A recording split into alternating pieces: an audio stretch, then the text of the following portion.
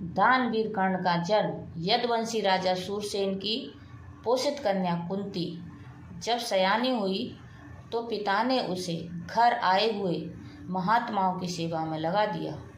पिता के अतिथि गृह में जितने भी साधु महात्मा ऋषि मुनि आदि आते, कुंती उनकी सेवा मन लगाकर किया करती थी।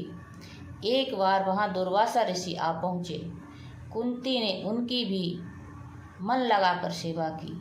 कुंती की सेवा से प्रसन्न होकर दुर्वासा ऋषि ने कहा, पुत्री, मैं तुम्हारी सेवा से अत्यंत प्रसन्न हूँ, अतः तुझे एक ऐसा मंत्र देता हूँ जिसके प्रयोग से तू जिस देवता का स्मरण करेगी वह तत्काल तेरे समक्ष प्रकट होकर तेरी मनोकामना पूर्ण करेगा। इस प्रकार दुर्वासा ऋषि कुंती को मंत्र प्रदान करके चले गए।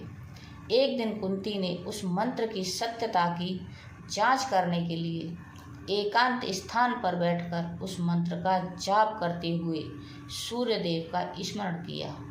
उसी क्षण सूर्यदेव वहां प्रकट होकर बोले, देवी, मुझे बताओ कि तुम मुझसे किस वस्तु की अभिलाषा करती हो, मैं तुम्हारी अभिलाषा अवश्य पूर्ण करूँगा। इस पर कुंती ने कहा, हे देव, मुझे आपसे किसी भी प्रकार की अभिलाषा नहीं है। मैंने तो केवल मंत्र की सत्यता परखने के लिए ही उसका जाप किया है। कुंती के इन वचनों को सुनकर सूर्यदेव बोले, हे कुंती, मेरा आना व्यर्थ नहीं जा सकता। मैं तुम्हें एक अत्यंत पराक्रमी तथा दानशील पुत्र प्रदान करता हूँ। इतना कहकर सूर्यदेव अंतर्ध्यान हो गए। कुंती ने लज्जावश यह बात किसी से नहीं कह सकी। समय आने पर उसके गर्भ से कवच कुंडल धारण किए हुए एक पुत्र उत्पन्न हुआ।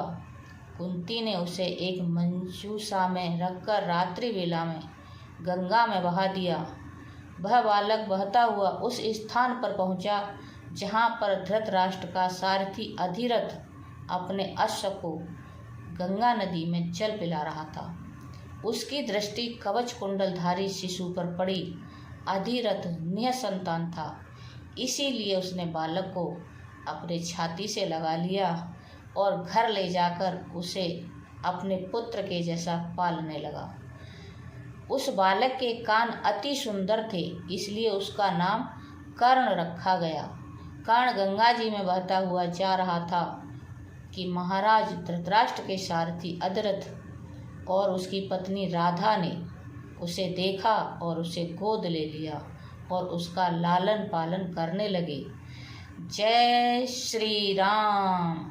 हर हर महादेव।